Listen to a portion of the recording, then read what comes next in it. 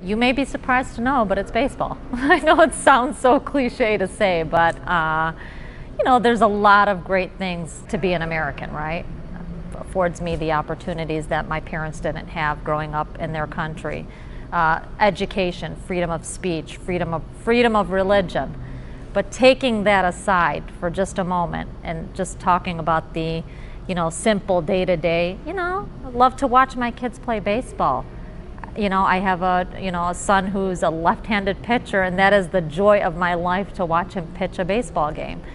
Just like any other American. Just because I practice differently or I believe differently doesn't mean I don't like the trivial things that come with an American culture and lifestyle. Donald J. Trump is calling for a total and complete shutdown of Muslims entering the United States until our country's representatives can figure out what the hell is going on.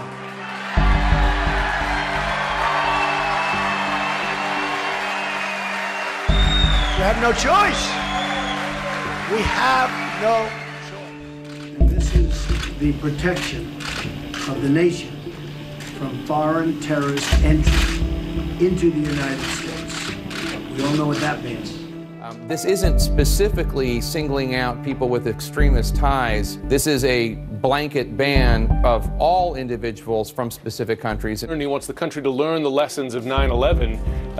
Just to remind people, the hijackers, including those who came into the Pentagon here, they were from 4 countries: Saudi Arabia, United Arab Emirates, Egypt, and Lebanon. None of those countries are on the list there. And we should point out, Islamic terrorism is, of course, an extreme problem in many of these countries, but Muslims happen to be the biggest victims of that Islamic terrorism in these countries as well. I think Islam hates us.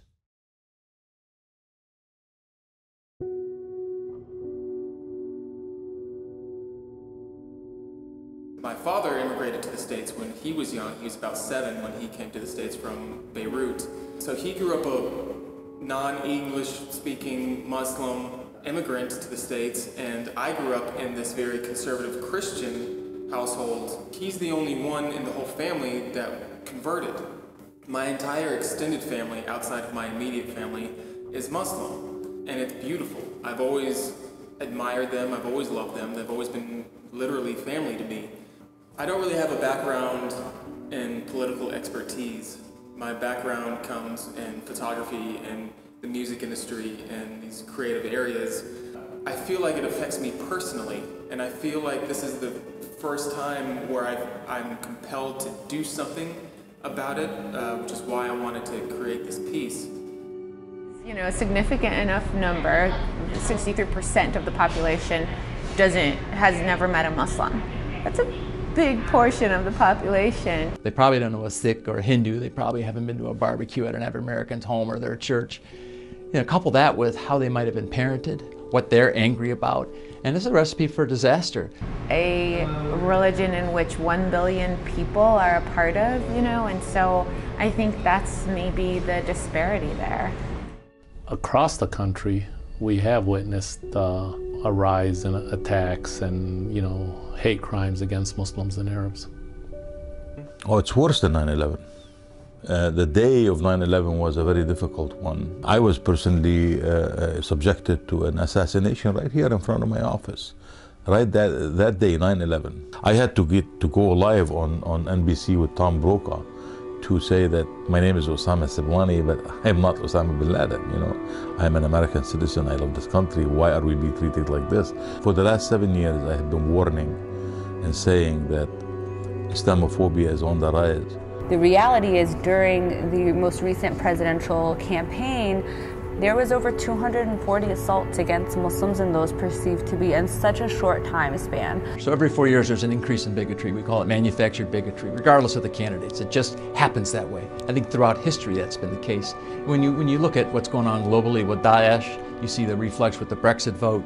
But there's multiple issues going on that just really make this off the charts dangerous.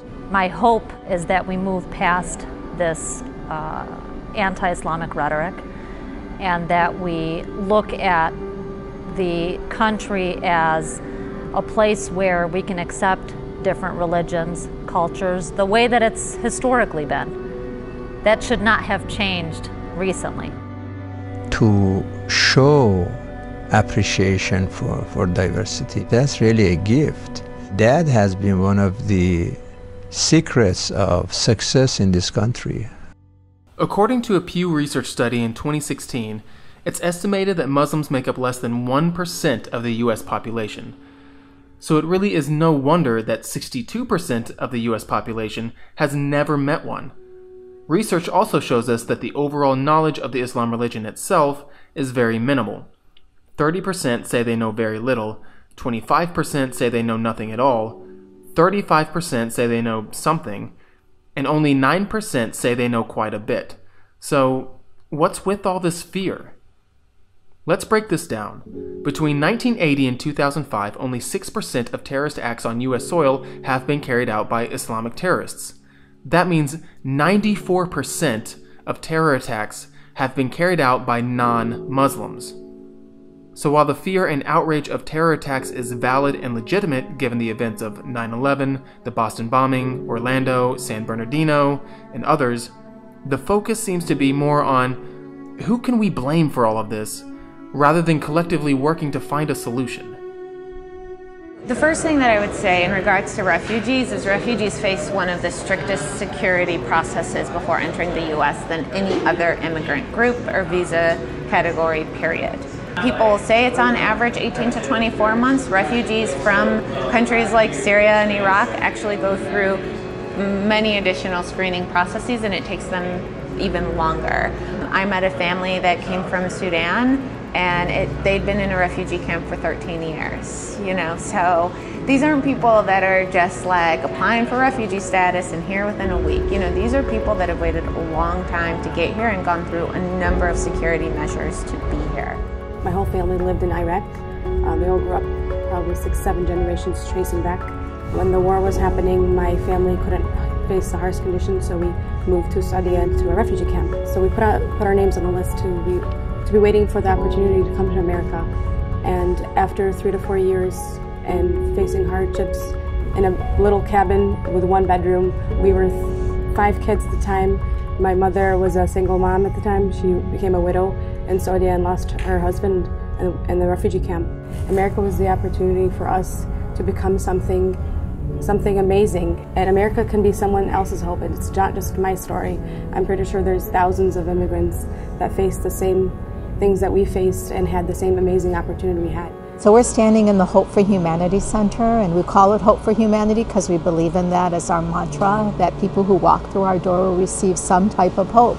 And many of those people happen to be refugees, Syrian refugees, Iraqi refugees, who fled from war and made their way here. And we're here to help them and to cradle them and to love them and to take care of them until they get on their feet. Muslims aren't the way that they've been portrayed in certain settings and in certain media outlets. And a Muslim is a lot of things. A Muslim is a man, is a woman, is a wife, is a father, is a student, is a doctor, is a lawyer, is an activist, is a teacher, My immigrant experience grounds me, but it's really my American experience that propels me. And I think as a result of being here, I've been able to accomplish and give back and contribute to my community in positive ways, I like to think. In the 90s, my parents both fled Sierra Leone and brought us here because there was a really bloody and cruel civil war that was happening. Some of the worst that's ever happened in West Africa. Had we not been accepted to come here, there's the very imminent thought of we possibly would not have made it out alive. There was a lot of torture that happened during that war. At one point, we were held hostage for 13 hours. So it was a very hard time. They don't want to leave their countries, almost. Most Syrians probably wouldn't have ever left if it wasn't for the conflict. Like, if you ask most of them what's the first thing you want to do, they would say, I want to go back home. A lot of them are so grateful to be here, and I've met with many and I've talked to a lot, and they're so grateful to be here, and they're ready to work, and they're ready to be just part of society and contribute and not be labeled as a refugee.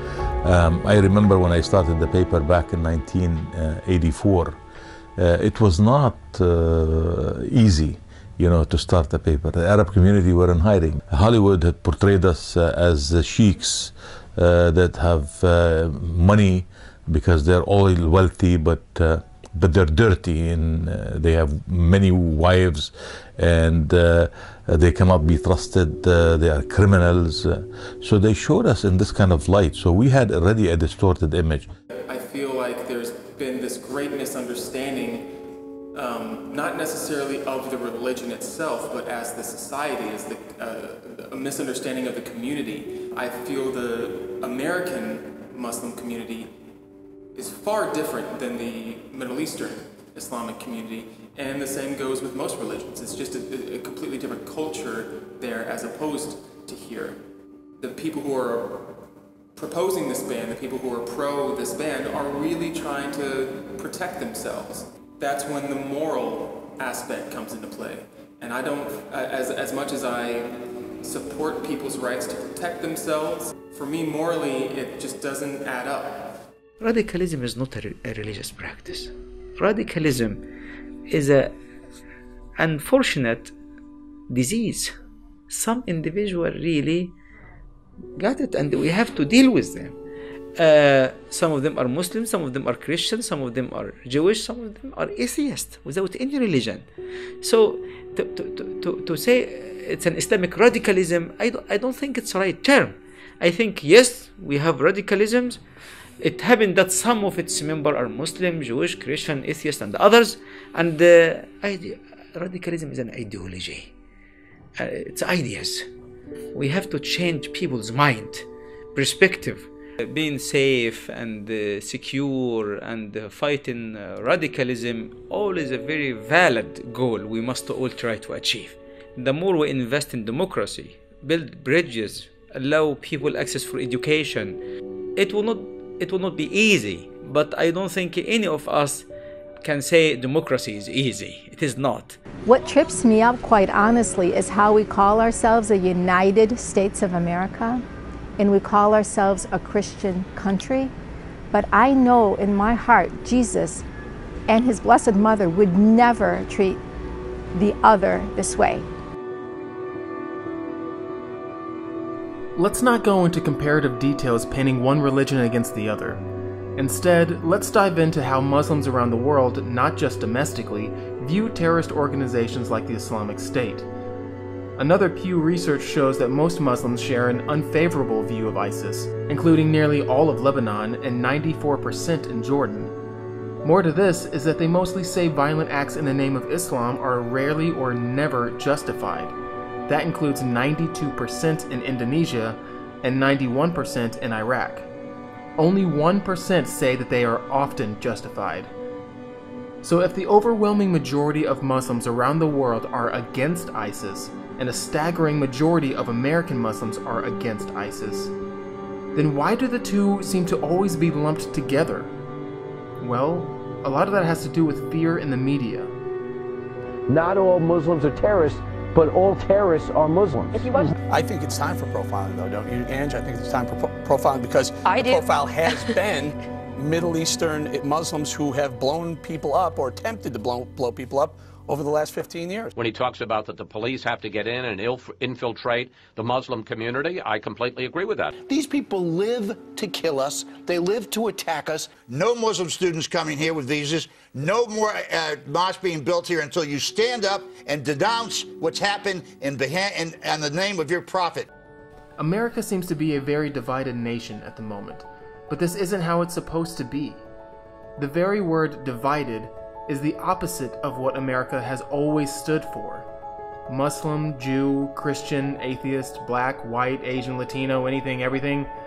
Why does there seem to be such a huge rush to find out who or what is more American than the other? Let's define what's American. What's American is not being a Republican. It's not being a Democrat.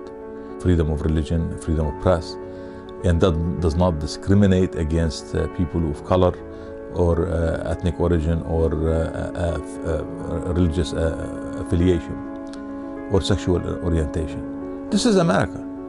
It means to me to be loving, be contributing, making bridges of unity and brotherhood, promoting the idea of one nation under God, I mean, and justice for everyone.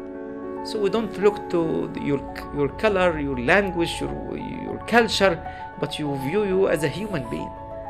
People are equal, and when the Constitution said, we the people, kind of very powerful. So being an American, for me, is respecting the American Constitution, allowing America to go full speed, to continue leading the world to be a better place. America is unique in its stand for liberty and freedom, a leading voice for democracy. This is America. America is a place where you can worship or choose not to worship, and you are American. It's your life. I think that what makes America beautiful is exactly that it's an identity that's pluralistic. Well, I can tell you as a nurse who does end-of-life work, wherever there is darkness, there is always more light.